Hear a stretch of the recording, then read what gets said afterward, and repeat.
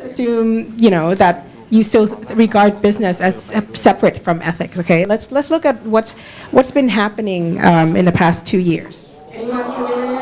Familiar? This is pretty familiar. What happened? Oh, can you guys use your mics? You have mics at each table. A mic. Yeah, go ahead. What happened with Toshiba? All right, so if I'm correct, there's a mismanagement of funds about the, what do you call this, the tax or something. I think it's last year. So the director, he apologized to the public and he resigned. Yes, exactly. And the shares dropped. Very good. Thank you. Big applause. Awesome. Thank you for reading the news. It was profits. I thought it was taxes as well, but it was an accounting scandal where they actually pointed to the cause as being the pressure to perform, the pressure to do really well as a 140-year-old Japanese company. Think about it. Toshiba has been with us, with your grandparents and maybe even your great-grandparents since their times for 140 years, okay? They've been pretty sustainable for more than a century, and then suddenly they want to dress their accounting, so that makes it a little unsustainable, right? And that's quite unethical, and it was, worst of all, intentional. Okay, so let's look at another one. What's this? Volkswagen. Okay, was this intentional? Yeah, it was. At first, I didn't think it was, right? I thought it was like, well, things can be measured and they could be wrong, but no, like they dug further and further, and they found out that it came from the top. It was a strategic decision to rig the emissions so that when you go to the testing, it's really nice emissions, but when you're actually driving out on the road, it's a completely different number, right? So it's very, very unethical, because it's intentional, okay? You might not be familiar with this one in Brazil. Anyone read about? No? Okay, yeah, I didn't think you would know this one. This one was like a huge environmental disaster that came from a iron ore tailings dam in Brazil. And this was also very questionable because they actually found out that they knew that there was a possibility of a leakage, of a dam breakage, and so supposedly they were trying to do something about it, but it broke out anyway, and the mud is affecting lots of people because this affects the water supply in Brazil. Okay, so just imagine, looking at the picture, a lot of people depend on the natural resources there, right? And they can't fish, they can't eat, and they're affected by the chemicals in the water. Okay, this is very recent. And there's been a lot of anti-fossil fuel sentiment, as you may know, right? How many of you here think that we should stop doing anything with fossil fuels? 1, 2, 3, 4, 5, okay, interesting. 6, okay, interesting. All right, what about Coke? You guys know about their problems like a while ago, like a long time ago. You might have been too young. Yeah, right? You might have been in elementary school or high school. But they basically used too much water in India that the farmers really suffered. Okay, so this one may be different from the 4 that I showed you before. Like maybe it wasn't so intentional, but they just wanted to make Coke for us. So they used a lot of water without thinking that the impact would be really bad, right? But it got so bad that the farmers protested. And at first you may think that, all little people, they make noise, it's gonna go away, we can get rid of this problem, but no. The international NGOs caught on and it became a huge global issue. Everybody found out about it and Coke couldn't just stand there anymore. They had to do something. So now, years later, they are really good with water resources management worldwide, especially in Thailand. They do a really amazing job. But that's an example of making a mistake, maybe an unintentional one, and fixing it, right? Okay, let's look at another one. Anyone know about the Hong Kong Disneyland when they were building it? First of all, they cleared the island and killed all the dogs. and then they serve shark fin soup. And guess who comes to Disneyland and finds out about sharks being, their fins being chopped off and thrown back into the water? Kids. What's that going to do to the parents, no, so you can just imagine how this went down. And so Disney stopped serving shark fin soup all over the world. Well, I think they only meant to do it in Hong Kong, but they can no longer be associated with killing fish, right? And this led to really good movement in the hotel and food industry. For example, the Shangri-La Group and many other hotel groups, they stopped serving shark fin as well, right? And we have a really good shark fin movement in Thailand. And in China, they stopped convincing the adults. It's too much effort to convince the adults that we need to stop hurting sharks, right? So they only talk to kids about it because it's way more effective, okay? All right. Anyone remember the Bangladeshi factory collapse 3 years ago? Yeah, this was huge. Does anyone want to tell the story? Anyone know? Yes, please, use the mic. Use my mic. So I think it's about the stability of the building because it's a capitalist problem. The producers were lowering down the prices of the, like, it's a dress factory. So the stability of the building was neglected and also the welfare of the workers. That's why the building collapsed. So basically, this building was meant to be 5 stories, but it became 9 one day. And then one day, it just collapsed, right? Go figure. It's not supposed to hold 4 more floors, right? And then, they were investigating and they found out that the owner is actually a politician, right? And he just wanted to make a lot of profit and he didn't really care about the workers. And it's not just one factory, okay? This building had so many brands that we buy all over the world. And these are all the brands only in Britain that now are, they have what they call the Bangladeshi Pact or something like that. I forget the name, sorry about that. I have it in my notes. But this really hit consumers hard and they were like, I'm not gonna buy another H&M shirt until I know, well, not so much, like I think everyone is still buying H&M, but there was definitely strong response from us consumers saying that we will not deal with this. You have to deal with it before we really support you. And so a lot of fashion brands worked really hard to regain the trust from us consumers, and they worked very hard to make sure that the working conditions of the workers are good and that the corruption doesn't affect their supply chain and all these things. Things that they, of course, overlooked before because their supply chain is so long and so complicated that they first would say, oh, we don't know because we just hire this guy and that guy hires this guy and that guy hires this guy. And it goes on and on and on like that. But when this happens, you can't just sit there and do nothing anymore, okay? Because it affects your brand, it affects your reputation, and it affects your profits in the end. This one, I didn't bring the Guardian article because I thought this was a really interesting graphic. It's a slave hand serving shrimps. Can anyone think of what this was about? This is about Thailand specifically.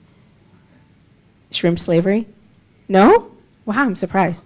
Okay, so Thailand is one of the biggest shrimp exporters in the world, and the news, the international news, found out that they said that allegedly that we are fishing shrimps with slaves, with immigrant slaves, right?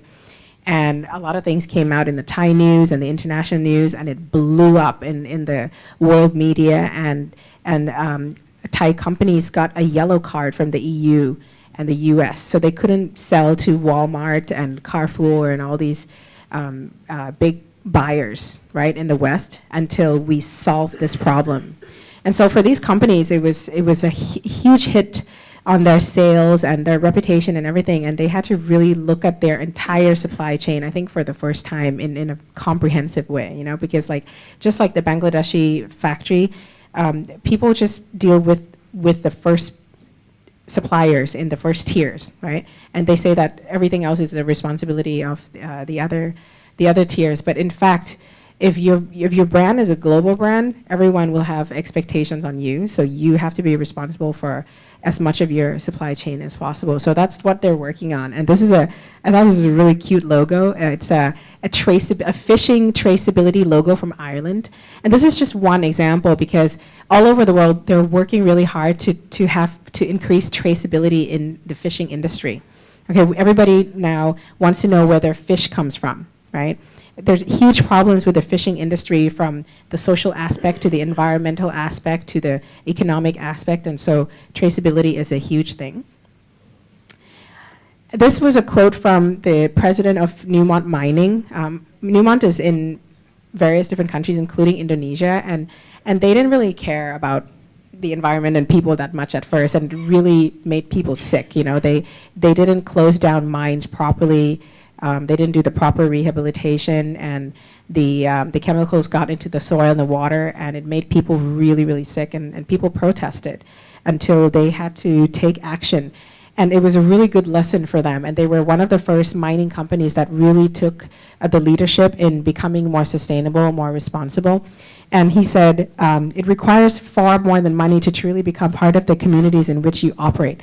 And so try to think of this as not just, you know, having a permit from the government of Indonesia and everything is fine, right? You really need the social license to operate. You need to be able to coexist with the surrounding communities where you operate, okay? That's a huge, huge aspect of any type of operation, especially those that are about the extractives industry. And here I'd like just to show you different levels of social license, okay? So red is like, you are doing really bad. I hate you. I don't want you here. Okay?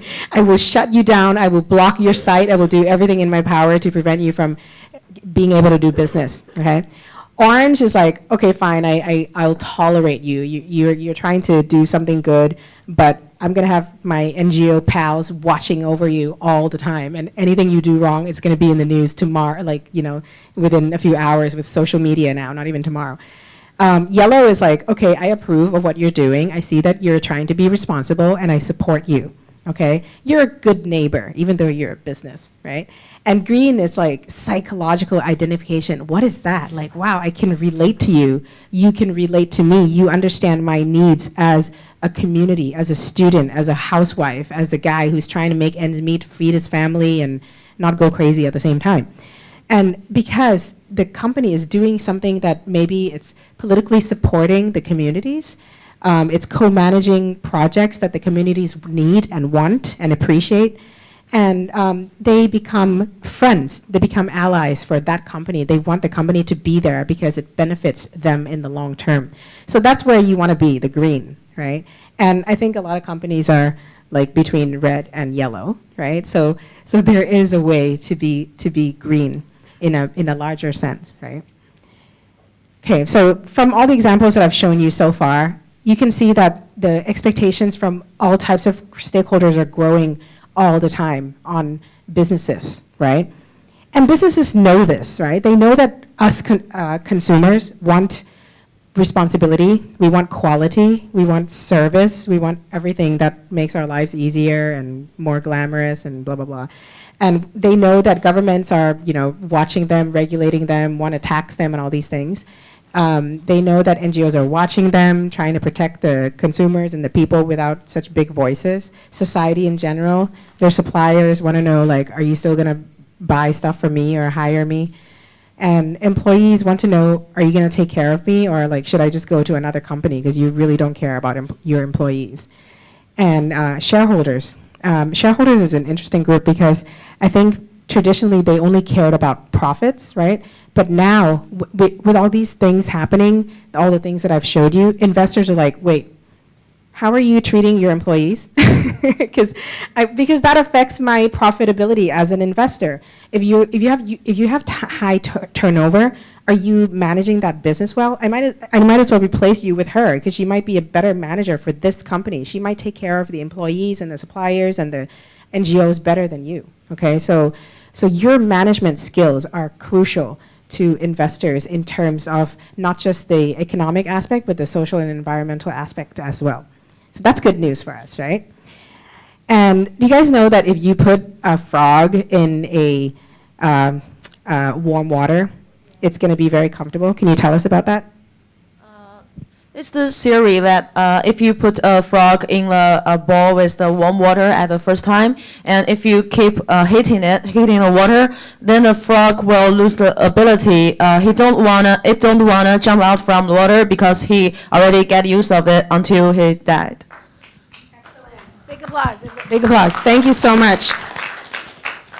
The frog is like a lot of companies right now. They're just comfortable. They're in their comfort zone. They've been doing this for a century, a lot of old companies, and they don't want to change. They're like, I don't feel the heat. It's nice. It's warm. I like onsen, you know. Who likes onsen? I love onsen. Yeah, I don't want to get out either. But it's not good for you. Like in the West, they don't recommend being in a sauna or hot water for more than 10 minutes. But in Japan, you can be there for hours. Anyways, and this is like business as usual. This is my own personal experience. This is just to show that, for example, the condo I live in, the property developer, they are that frog, okay? And I found this out because I had to replace my faucet, the entire faucet that looks completely fine and functional, but it doesn't work just because of this stupid tiny piece of plastic inside. They don't make this plastic piece anymore, so it cannot replace the broken one. I mean, you can't replace the broken piece and continue using this. This is design obsolescence. Corporations are making things for us to throw away. Is that okay? Yeah, and we don't want them to be that frog, right? And we don't want to be the frog, but why are we in the pot? Why are we in the saucepan now for so long, right? So how do we get there? How do we get here? Okay, we'll have to start from the beginning, okay? So when, like 10,000 years ago, we started living together, hunting, gathering, sharing food. That's the agrarian revolution, right? It was huge because I no longer have to be afraid of you. Like, what are you gonna kill me? You gonna steal something? No, let's live together, let's make food, and let's be nice because we'll benefit from each other, right? And then the second one, many, many years later, was the Industrial Revolution, right? We had the steam engine. We started globalizing with imperialism, as you know, and natural resources became really important, as well as social resources, right? Human capital, the beginning of slavery and all these things, right? And it wasn't so great for everybody, but it really made the world go round. And then recently we have the digital revolution, right? It really connects us all and it gives a lot of people a voice and a way to receive information. So in that sense, it's a huge revolution. But in fact, right, we've gone through those three revolutions, but right now we don't really have a revolution because we have used up so much resources and we've kind of screwed up so much that we have to deal with resource scarcity, right? So if you have this huge dilemma of resource scarcity, sustainability should be our current revolution now, right? But is it really happening, okay? So when we look at how we live and how businesses work, this scientific diagram kind of explains that. We take stuff out of the ground, the resources, right? And then we turn it into stuff, right? Through production, we consume it, and then we throw it away, and it becomes waste, and it never goes back to being that again, right? We just put it in landfills, or we burn it, and then we breathe the fumes and get sick. And there's waste. What do we do with that waste, right?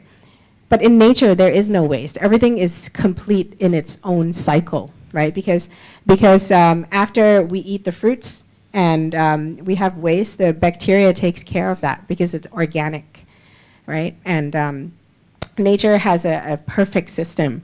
And even though right now we may not think that we can copy that exactly, sustainability is about trying to mimic that as much as possible as a business, which is really weird, right? Like, why should a business try to act like nature, like Mother Nature, right? But because the concept is so simple, because if you keep throwing things away, you're not gonna have enough. You're just gonna deplete everything, and you're not gonna be able to survive. But if you try to mimic nature, you can make things go round. So that's the idea of sustainability, okay? Anyone familiar with sustainable development? No? Okay, 101. So basically, sustainable development is about the 3 Ps: people, planet, profit, right? It's not only about people, right? It's not only about the planet, the environment. You have to make a profit in order to be sustainable. But how do you balance those 3 things? It's about not compromising your great-grandchildren. You're borrowing your great-grandchildren's stuff right now. Ever since you were born, you're borrowing from them. So how do you pay them back? Starting from today. That's the concept of sustainable development, okay? And the idea has been defined very well in last December in Paris. This has been talked about for, I think, almost half a century.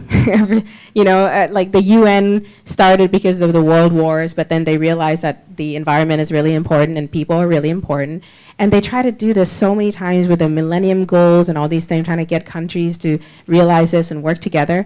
But December was really amazing in Paris because this was the first time that it really focused on business, the role of business in solving the world's problems to make it one world because we only have one planet. Okay, and these are the Sustainable Development Goals. There's 17 of them, and I know it's a lot, but it's really worth reading through them. I really highly recommend all of you in this room to look at the SDGs because you will seem a lot sexier to your peers. I promise you, like it's very sexy. SDG, like nothing that the UN has done has been this sexy. This is super amazing for your social life, okay? So let's just go through it really quick. It's about, you know, eradicating poverty. How long have we been saying that? Forever. Has it happened? No, right? The gap between the rich and the poor is widening. Why, right? So there are some really specific approaches within the Sustainable Development Goals for each goal that are very convincing and inviting, and it requires a huge participation of various stakeholders, of course, governments and civil society, but also of business, okay? Second one, hunger, good health, education, equality, clean water, energy, good work, decent work, industry innovation, reduce inequalities, sustainable cities or smart cities, responsible consumption and production, climate action, life below water, life on land, peace, justice, strong institutions, and partnerships, okay? I know it's a lot, but it really makes a lot of sense for the first time. It makes a lot of sense to a lot more stakeholders than previously. Okay, so that's the idea. So I've highlighted that, you know, they're looking to business like, what are you gonna do? So, okay. I know this might be a little biased because it was done by the Cone Echo Global Corporate Responsibility Opportunity Study, but they asked people in 10 different countries, what do you think the role of business in society is? And this was their response, which I think is very interesting, okay? So 31% said that businesses should change the way they operate to align with greater social and environmental needs, okay? 30% said they should support larger issues with donations and time and advocate for change. 20% said they should support larger issues with donations and time. 13% said they should play limited role in the community. And only 6% said that businesses should just make money. Isn't that interesting? But this really shows that the world is changing. Like people like you guys are changing the world. Like even without, you know, having been in the job market for that long, but like our voices are really loud because your age group is the majority of the world's population. Right now it's 7 billion, it's gonna be 9 billion in 25 years only. Okay, so what I've been talking about so far, it's like a metaphor of the iceberg, okay? When you talk about a company, right, it's not just about the things that you can see, the tangible assets. It's not just about money and buildings and factories, okay? It's really about intangible assets. It's about the hidden investment risk and value drivers, what a company does to the environment, what it does to its employees, what it does to stakeholder values, and how is their strategic governance, right? And so what are intangible assets? Well, it's everything that we've been talking about. It's about how you motivate your employees, how you build your brand loyalty. That guy who shaved his head to have an apple, he was not paid by Apple to do it. It's the cult of Mac. People love Steve Jobs. They love the innovations that Apple has come up with, and they fight for it. You know, they're proud of it. They wear it. And investor confidence, we've touched upon that. If you do good with society environment, investors will trust you more with the economic impact. Supplier dexterity. You want your suppliers to be reliable, right? So you have to have a way of managing that relationship. And what about your community public goods? Like, do you contribute to the road or waste management or air quality with your operations? And do you participate in the environmental management overall, whether it's biodiversity or teaching kids about conservation? Okay. All these things are not in balance sheets and profit and loss, but it's all very important intangible assets that can enhance the valuation of a company. And that's really what investors are looking at. Let's do a little exercise. Okay. I haven't heard from this table, so can you tell me with a mic what you see in this photo? Anyone from this table? Grab the mic. Somebody grab the mic. Yeah. Thank you. What do you see in this photo?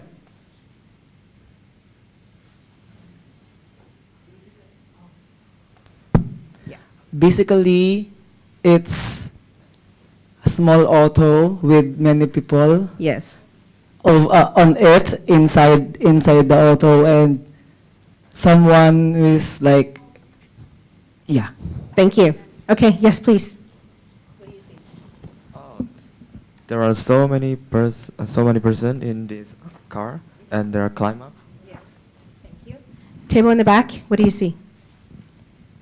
What I see here, it's actually maximization of profit. Ooh. You see, like it's certain. It He's should a be capitalist. Thank you very much, Kenny. Okay, Yeah. okay, one more from this table. Do you have a mic? What do you see in this photo? Just like a happiness of children. Just get another idea. I love it. Thank you so much. Okay, now you're gonna put on a new type of Google lens. It's called the sustainability lens. It's a compass, okay? I'm gonna divide you into 4 groups, these groups. So this table and this table, you guys are gonna be nature, okay? You're nature. So read what it says under nature. You guys are gonna be economy, okay? Actually, these two with Kenny. You're with the capitalist, okay? Economy. And this table in the middle is gonna be society, and the rest of you will be well-being, individual well-being. So you don't care about other people, you only care about you, like yourself.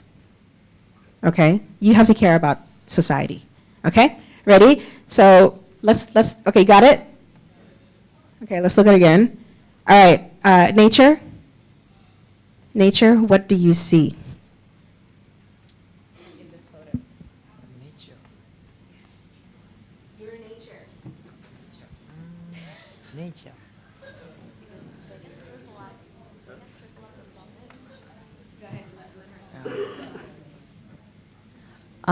I'm not sure, but maybe if you, I heard like if the car is heavier, it emits more CO2. Can you guys hear her? If the car is that heavy with that many kids, it makes the carbon dioxide higher. Okay, very, very good. Thank you so much. Economy.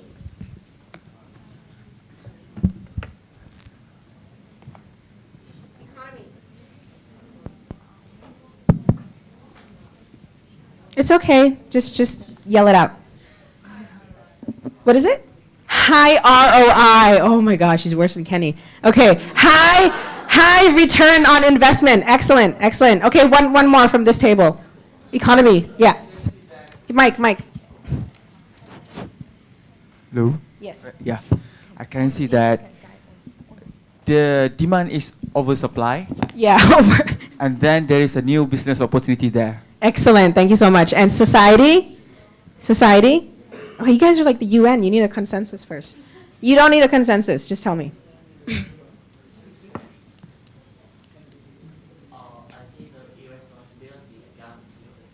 Of the government. Government is irresponsible. Thank you very much. And individual well-being. Go ahead. I see that in this photo, the children are in the danger and the well-being is violated. Yeah, the children are not safe. Yes. Yes, of course. Global, why? Wow, I've never heard that before. They got Nike bags. The world is being globalized. Excellent. Okay, thank you so much. Give yourself a round of applause. Thank you. Excellent. Okay. Yes, yes, of course. Thank you. I have been there with them in Rajasthan and inside the vehicle like that. And I asked one of them, why do you do this? He said that we know ourselves. We are poor and we don't want to pretend to be rich men. So we do this. They answer like that. Okay. So these, anyone seen any of these words? You just yell them out, the ones you know. CSR, social enterprise, stakeholder management, excellent. Responsible. Yeah, social entrepreneurship, zero waste. Yeah, they're kind of familiar, right? Okay, it doesn't matter what it is. If you see any of these things, it's about sustainability, okay? And it really matters to business, and it's what businesses should be paying attention to. Whatever they want to call it, if they don't like the S word, sustainability, let them use another word, right? If they only like the word gross national happiness, like Bhutan, let them use it, okay? It doesn't matter what it is. All these things are sama-sama, okay? Okay, and it's all to do with having a stakeholder mindset. Okay, sustainability mindset is caring about your stakeholders, knowing who your stakeholders are and caring what they need, because it'll help your business, because it saves your costs, like energy efficiency will lower your costs and make your profits happier. It will save lives, it will make things safer, and it'll save you a headache. Then you don't have to deal with NGOs and housewives and consumer protection and your grandmom, things like that. Okay, so let's look at companies that are solving problems. Who doesn't like fossil fuel? There were 5 of you. Oh, now there's more of you. Okay, so let's look at what this company did, okay? The CEO, Ray Anderson of Interface Carpet, he was doing very well, okay? He was giving his shareholders very good dividends. It was a very, very profitable carpet business. But then one day he was asked by a journalist, what is your company doing for the environment? And it just struck him like he didn't have an answer. And he went home and he tried to research and he got a book called Natural Capitalism. And he found out that he realized that everything that he's been doing with this company has been plunging the planet. He's just using up the planet and leaving nothing for his grandchildren. So then he had a huge change of heart, and he decided that because carpets are made from oil, they use so much oil. The carpets that we are sitting and standing on right now, it's all oil, it's all fossil fuel. He decided that, you know what, I have to stop using oil eventually. And he set out on a mission to have zero waste and also to reduce the amount of oil to use, virgin oil, to use for the production of his carpets. And he changed everything about his company, from the vision to the mission to the strategy to the way they operate to the way they adopt design and innovation. And so, for example, this room, it's a one huge carpet, right? But Interface Floor was one of the first carpet companies that made the tile carpets, like 1 foot by 1 foot. Why did they change it to that? You know why? Okay. Yeah, like this this room is not square. Just look around you. It's not square. It's kind of a trapezoid. So they have to cut the extra carpet, right? And that goes to landfills, right? And so he's like, he cannot do that anymore. So then they started to use tiles instead, and then they had a lot of innovations of how to secure tiles together. So if you spill coffee, you could just replace one tile instead of the entire carpet. Okay, so super innovative and very beautiful and really into nature, into mimicking nature. Okay, got 10 minutes, I'll run through. Okay, what about shark loans? Anyone familiar with shark loans? Thailand's famous for shark loans, like 20% interest for the shark loans, right? Okay, so this is a Thai toy company that was facing a lot of cost with high turnover rate. And the CEO was like, I can't stand this anymore. I got to find out why everyone is leaving me. And it's like so expensive to train everybody, new people all the time. So he found out that people were leaving because they were victims of shark loans. They borrowed money from the community mafia, and they were threatened and their lives were miserable. So he was like, hey, stop borrowing money from these guys, borrow money from me and pay me back and like stay with me. And the turnover rate dropped and all the employees stayed with him. And they make toys made of rubber wood, which is the waste from the rubber industry. So it's essentially very renewable, right? Because rubber trees only last for 15 years, and after that they throw them away. So he uses that rubber wood. It's safer for children, and he won a bunch of design awards, and it's a very innovative company. So on the social and environmental aspect, it's great, right? Starting with the problem of employees borrowing money from shark loans. What about mining? I showed you the bad examples, right? Well, this company, Novelist, they were like, you know what, we don't want problems in Africa. Like mines, they collapse and miners die, and then, like their labor conditions are really bad and it affects our reputation. So why don't we mine from trash instead? So then they started coming up with technological innovation to be able to make our Coke cans from used Coke cans. Okay, so this is all new aluminum recycling. What about waste? Where does most of our waste end up? Yeah, they get burned, they go to landfills, and they go to the ocean, right? A lot of plastic waste. Well, this is the new Adidas shoe that came out last year, and it's 100% made from the fishing nets that are floating in the ocean. We have so much waste floating in the ocean, not just plastic bottles, but fishing nets, because we have overfished the entire planet.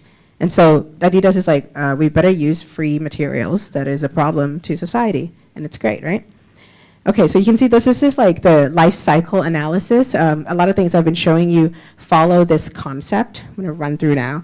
So I wanna end with values again, with the iceberg. I showed you the one on the left. It's about like how a company is assessed, but you also have to look at the software, right? What you see above the water is the company's like financial performance or whatever. But it's really important when you talk about sustainability to talk about like, well, what does the company foster in terms of the employee behavior and habits, and what is the mindset of the organization? Is there like a lot of good leadership, And if there isn't, then it's probably not going to be very sustainable. So, we know that a lot of people don't really love their jobs, right? And so it's really important to be able to attract talent, because we don't always have a lot of people who want to work with us who are amazing people and they'll stay with us forever. So it's really important to companies how you want to formulate your corporate culture so that people want to work with you and they want to stay with you, okay? That's about values. So here are some values that I think you guys can relate to, like H&M. They want to make fair, sustainable fashion that is affordable and desirable for all. They don't want to make like, organic cotton shirts that no one will ever buy because it's ugly, right? They want to make it beautiful and you want to feel like you're participating in helping sustainable cotton, for example. And Standard Chartered Bank, 3 words, but very meaningful. Here for good has 2 meanings, right? What's the first meaning? Yeah, they're going to be here forever and they're going to be good, right? Okay, and I want to end with social entrepreneurs because it's the new trend. It's the thing going forward. I think you guys are going to talk to Elisa sometime later. And these companies, even though Tom's is unintentional as a business, he wanted to do this as philanthropy because he went to Argentina and he couldn't stand the sight of Argentinian kids not having shoes. And so he decided to make shoes and get people in New York to donate, or buy 1 pair and donate 1 pair to kids, and like it just sold out like in just a few days. The New Yorkers loved it, and so it just became a business unintentionally, right? But the second one is Soul Rebels. It's an Ethiopian brand. I highly recommend you check it out. And Bethlehem, the founder, she was very strategic in the way she formed this company. It wasn't accidental. She was like, I want to support the women in my community. They don't have secure jobs. They don't make enough money. And so a lot of her workforce is older women. And all of her shoes are made from recycled materials, right? And natural materials. A lot of it is from used tires and natural fabrics and natural materials found in Ethiopia. And it's a global brand now. And she's gotten so many huge awards for social entrepreneurship and from the UN and all these things. So check her out. So I just made this up last night. This is work in progress, but this is, I think, in the end, I think you agree with me that even though businesses don't always incorporate ethics as much as we want them to, ethics does make your business last. And that's what sustainable means. Like, we want to be in business for as long as possible. We want to be in business until your great-grandchildren and your great-grandchildren's great-grandchildren. And that's the virtuous cycle. And businesses, learning from their mistakes, they really want your trust back, right? But if you start with understanding stakeholder values, you'll have a much better dialogue with your stakeholders in order to be able to have opportunities for your product, for your innovation, for your employees, for your everything. And that shows that you care. And when you care about something, you'll probably have a really good idea. And that's what envisioning is about, right? When you have a vision, you need creativity. You can't do things right without being creative, because that's boring and no one will listen to you, right? And when you're creative, then you have performance. Think Apple, think Google, right? Think like innovative companies. And when you want to achieve that vision, you want to change. So you need the drivers of change to help you. And when you are able to change things for the better, then you should report on it. Then you should show that you're transparent. You should have disclosure, right? And once you have transparency, that shows your stakeholders that you're accountable and they give you trust. So I think it's a really cool cycle, and you guys can work with this. You can tell me what's wrong with this and make it better, because I just did that. And I'm just gonna end with this slide that I think you're all very interested in and like passionate in the areas that you're gonna go into. But these will give you even more oomph in what you're trying to do. So these are the resources. The first one is the Global Reporting Initiative, and it's a guideline for sustainability reporting, but it will give you a really detailed, like as well as an overview of like what is corporate sustainability, what's expected in terms of disclosure and performance. Second one is if you want to know more about why investors care about the social and environmental aspects of business, then look at the Dow Jones Sustainability Indices, the DJSI. And Ethical Corporation is a really good resource. It's like an online magazine. And check out Google any sustainability report of any company that you're interested in, especially the big global brands. They all have sustainability reports, and they can give you so much information, and they want your feedback. So that's really cool. They want you to interact with them, okay?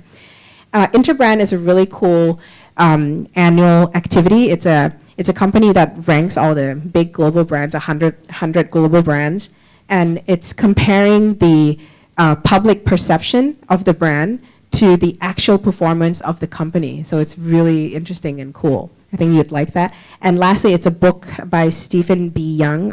It's called Moral Capitalism, if you want to get more philosophical. So with that, thank you so much, and I welcome any questions. Thank you very much, Ms. Piromya, for your very interactive presentation. And actually, my envision career is as business consultant, and I see in your profile you have a lot of experience in business consulting and about investor relations. So, as I read the definition of corporate social responsibility is have the pyramid, and the lowest level is being profitable, and then being legal, and then ethical, and the highest level voluntary responsibility. So the question we want to ask is for the industry that have intense capital, like mining and mining industry and oil and gas industry, they have high capital intensive. So how can we persuade the stakeholder as the shareholder, because we need their investment to running our project, but we cannot at the same time balance between making profits and being responsible for the environment. So how we can persuade the big shareholder so that they can see the importance of being responsible for the environment. And my second question is that as being ethical, we take into account the interests of different stakeholders, right? but how we can manage the conflicts between the different interests. For example, like in fashion industry, we have luxury brands, so that the consumer they want to have a high quality product, but at the same time they use animal protectors. They are against the use of animal fur, like kind of that. They think it's cruel to make such kind of product. So how as a company they can manage to balance the conflicts in interest of different stakeholders. Yeah, thank you very much. Thank you. Very difficult. I will try my best. The first question, I would say that you have to make a distinction between regulatory compliance and corporate sustainability. In order for you to be able to conduct business, there's so many regulations that require you to follow the rules and comply with the laws and the regulations, right? So that's the minimum that you should do. And if you don't even reach those minimum standards to adhere to compliance, you're really not a good business, right? And I showed you like different types of examples. I showed you examples where they did something against the law deliberately, and I also showed you things that where they actually had like Newmont Mining. They had a license from the government of Indonesia, but they didn't have the social license. They didn't have the trust of the community. So those two are very different. First, you have to comply to laws and regulations, right? But corporate sustainability is beyond compliance. It's about really understanding who you impact, who your stakeholders are, how you prioritize them, and how you treat them. Okay, so that's sustainability, because only complying to laws and regulations will not keep you in business for a long time, okay, because things change all the time.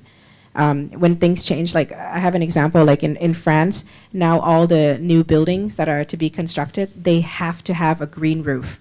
And by a green roof, they mean like grass or plants or solar power. It has to be for new buildings, right? And another example in terms of regulations is in New York City, you can no longer sell styrofoam, for like disposable one-time use styrofoam, like for ramen noodles or food or whatever. You cannot have styrofoam anymore because it's so bad for the environment and it's detrimental to human health. Okay, so those are laws. But corporate sustainability, for example, for the solar roof, a company should start thinking about how to increase energy efficiency, maybe through renewable energy, and reducing the carbon footprint before the law even says anything, before the laws change, And in terms of the styrofoam, if you're a styrofoam manufacturer, you should really study innovation and assess like how you want to be in business in the next 10 years, because people don't want styrofoam anymore. It's really bad for us, okay? To answer the second question, it's still a choice, right? And I think it is still fair. I mean, I feel terrible for the animals, but it is still a choice for the fashion industry, for each company, whether they want to use animal fur or not at all. Like Sir Paul McCartney's daughter, Chloe, the designer of Chloe, Stella McCartney, she does not use any leather. She does not use any animal parts in her fashion line at all. And she's a huge spokesperson for animal rights and like not using any animal product. And she's one of the few. I mean, like the fashion industry, it's pretty much all leather, right?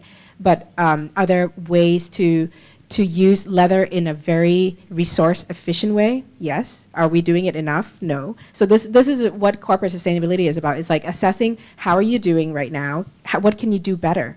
And are you going to do it before I force you to do it? Okay. Does that answer your question? Okay, thank you.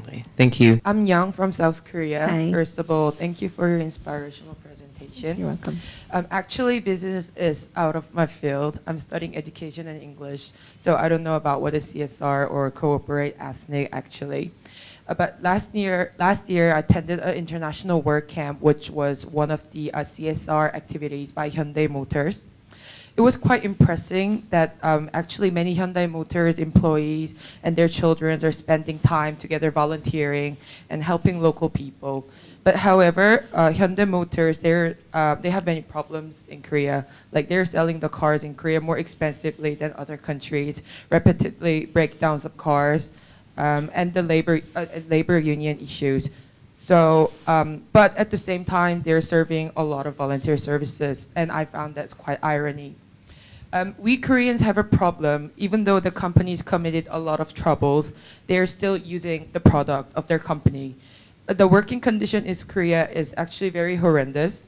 There are many strikes by labor union because the laborers are under very severe working conditions, especially truck driver.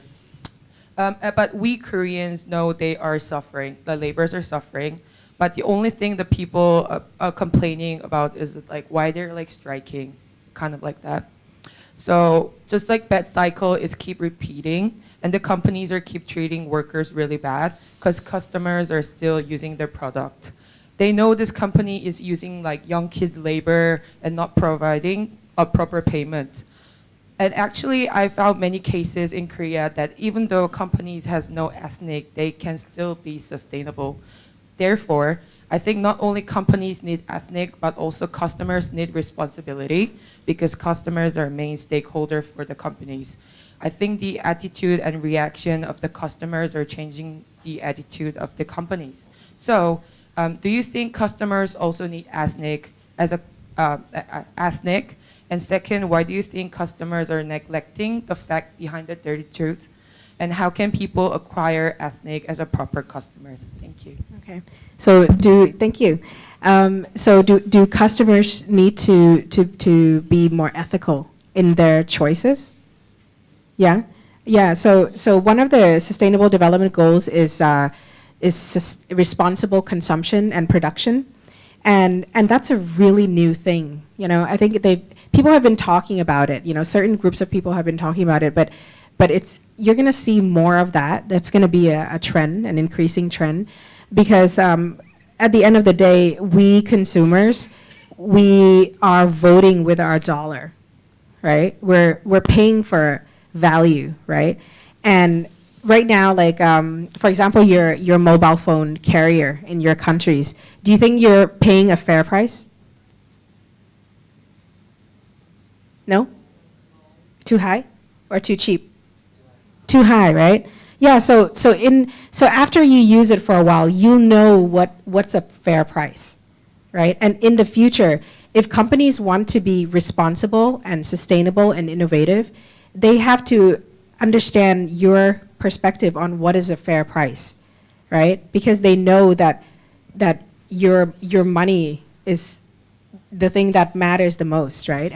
And you don't only care about your money, you care about the value that you get, right? And so the price and the value have to be more aligned, right? And if you know that a company is misbehaving, you don't really want to spend money, right? Even if it's like super cheap, like at the end, something bad is just going to happen and you won't be able to pay a low price for an unethical business, right? And we can talk about this for another 5 days, but it's been shown that it's just not sustainable to keep paying a lower price for something that is really unfair to a lot of stakeholders. So definitely consumers have to come out and voice their opinions, and I think that's the role of social media. And you know, first before social media, it was like, oh, the role of media, well, they're not responsible, they're not objective, they sentimentalize everything and sensationalize everything, you know. But now, like, who's making social media? Us. So it's up to us how we want to voice ourselves, our needs and our wants and our concerns, right? So it's really in your hands, in the hands of the consumers, how we make an ethical decision to support a business or not to support a business. Okay, so I hope that answers your question. But what you're studying is crucial to sustainability. Education and English are crucial to sustainability. So thank you so much. Thank you, Ms. Piromya, and thank you, Yang, for your question. Thank you for the opportunity. So I'm Siti from Indonesia, and I would like to appreciate very inspirational presentation that you've just given, because it's new for me, because I'm in food technology major. So yeah, I barely knew about it. I will try to bring it in my context in Indonesia from the experience that I experienced it myself. So when I was in high school, I got scholarship from one of the cigarette company in Indonesia, and it turned out so weird because in the middle of the program, they tried to send us some of contract, turning the scholarship into a loan student, and they just explain it to the vulnerable students and uneducated parents, and we didn't really understand about what's going on. And like right now, I mean, like luckily I wasn't there because for an exchange student for an exchange program, so I didn't sign it, but my friends did. So I just found out that we call such thing as social business, and I just wonder if I know it. I say it like the company is not taking and giving back to the society, but the company is taking, giving, and take it back, sort of thing like that. So I just wonder, can a profit approach for CSR be used for the company, since they just do it for their own profit. So yeah, that's my first question, and the second context happens in my own hometown. We have this mining company. It's called Bakri Company. They have a lot of branches, and one of the mining company did this mud disaster. And if you know the fact is the mud volcano erupted since 2006, and the mud is enough to fill 56,000 swimming pools, and it will run for the next 26 years. And it's just big disasters. It's big damages in my country, and even the head of the if the company still had his guts to run for election. And I think what's the flaw here is that my government doesn't have strong law enforcement and strict governmental regulations. And we as young people, I know how suffering the people in my hometown is, but I just couldn't do anything. Like, what do you think young people can do for something like this? I mean, like, if we don't have the strong law enforcement, then it's just totally game over for us. So that's my second question, and thank you. Okay, thank you. Two big questions I heard from you. The first question is, why are, and I think I heard it from you as well, Young, is why are companies making certain charitable donations that have nothing to do with their business? Like, why are you donating to, for example, orphans, or education, or blood donation, or something that has nothing to do with their core business, right? And it's a really good question for companies to ask themselves. And as a sustainability consultant, that's what I'm trying to get them to self-assess. Like, okay, you can do many types of CSR projects, right? And there are three main types. Like, first is charitable donation, second one is social investment, and the third one is community business or social enterprise. Okay, and the first one is just giving money or giving support somehow in kind. And the second one is investing in a social program. So you're putting in the money and you want to have some kind of return from the money that you put in. It can be quantitative or qualitative, but you expect a certain type of return from a social investment. And then the third type is supporting a community business or a social business, meaning that it has to be sustainable on its own, that the company is not going to be able to hold its hand forever, okay? And the sustainability trend is that it's going to be less of the first one, be less of the charitable donations, and more for social investment and more for social enterprise and community businesses, because those latter two make communities and societies stronger. They build their own capacity, and they build their own resilience, and they become more independent, so they don't have to depend on donors. They don't have to depend on the businesses forever. And that's what we want in the end, right? We want people to be able to help themselves. And businesses are a great go-to guy for communities and social programs, because businesses are borderless, right? They're fast, they're innovative, they have great management skills, they have great communication skills, advertising skills, everything that, you know, maybe NGOs are not as good at, or governments are not as good at, or civil society is not as good at. So businesses have a lot to share. That's why the role of business is so important in society and in protecting the environment, right? That's why we're looking to businesses to have leadership in sustainable development, right? So that answers the first question. Is it was a lot of information, and it's a lot to answer as well. So the first one is, yes, ask them why are they making that donation, and is it relevant? You know, and in terms of impact assessment, when you donate something, does it really help the person who is receiving the money? What impact does it provide? You know, what are the desired outcomes of that donation, or that project, or that activity, or that social investment, or that social business? Okay, so it has to start from the objective, and you have to define your desired outcome, and it has to be measurable with indicators and outputs, and you know, you should have targets. You should run things like a business in order to make it sustainable, right? But it has to have social value, right? And there's so many things like SROI, which I'm not even going to get into. It stands for social return on business. That's just one tool to assess these things, to answer your question exactly. Okay, it's not the only tool, but it's one of the tools that people now are using in corporate sustainability to see, you know, they're doing 10 CSR projects. Which one should they continue? Which one should they stop? And which one should they start, right?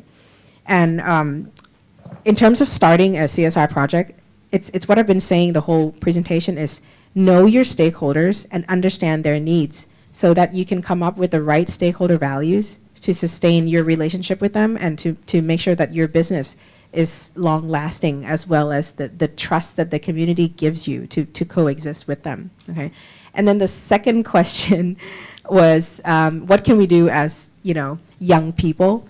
Well, I lived in Indonesia for 3 years, from the age of 12 to 15, and I have a great love for your country, and I think it's amazing the change that has taken place from the time that I lived there, and all the problems that it's gone through, and all the changes. You guys have great leadership. I think you have better leadership than my country in politics, and you have a lot of accountability. Even though there's a lot of corruption and a bigger gap between the rich and the poor, you do put corrupt people in jail more than we do.